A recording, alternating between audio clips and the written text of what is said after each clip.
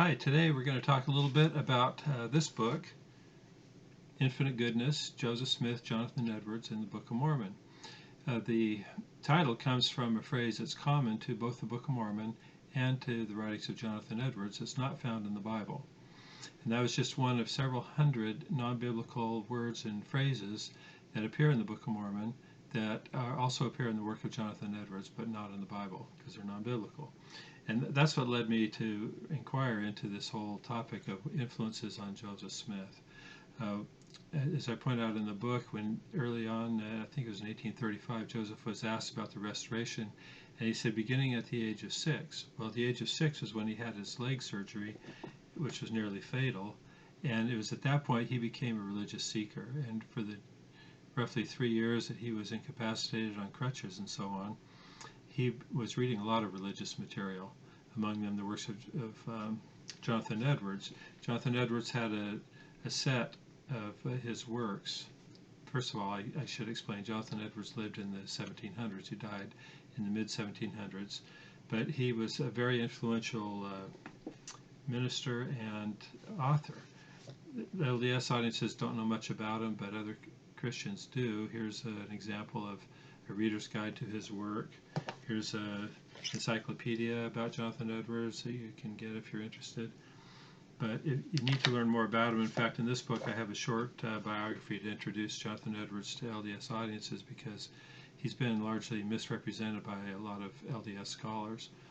But the key point here is that I think many Latter-day Saints still think that Joseph Smith actually translated the plates. And if he did, then he would have to use his own language and vocabulary and so forth. So I have this little chart showing the influences on Joseph Smith. Obviously, his family was a big influence, like it is on all of us. King James Bible, much of the Book of Mormon draws on King James language from the Old and the New Testament. But most of the non-biblical language is directly from Jonathan Edwards, or at least influenced by Jonathan Edwards, and you can see it. It's very evident once you look for it, and you start locating this. In his own history in 1832, Joseph said he had an intimate acquaintance with those of different denominations, and all along people have assumed that that meant ministers that he met or his friends and so on.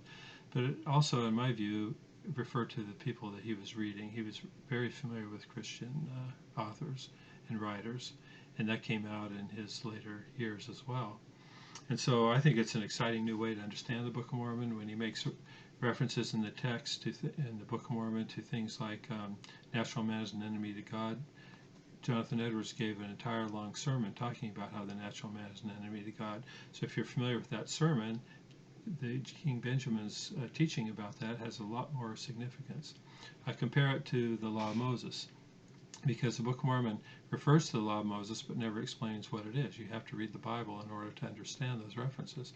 And it's the same with the work of Jonathan Edwards. There's so many words, phrases, and concepts in the Book of Mormon that have an expanded meaning once you understand the background and the influence of Jonathan Edwards. So this is an exciting new approach to understanding the Book of Mormon that gives us a greater understanding of how Joseph was able to reveal or translate the text and reveal these new understandings of the gospel by putting them firmly in the Christian tradition through the work of Jonathan Edwards. So it's an exciting new thing to look at. I hope you all get a chance to learn about it, and you can understand why the Book of Mormon is a completely Christian document that reaffirms the resurrection of Christ and the atonement of Christ, and all Christians and others should embrace it and enjoy it and draw closer to Christ through it.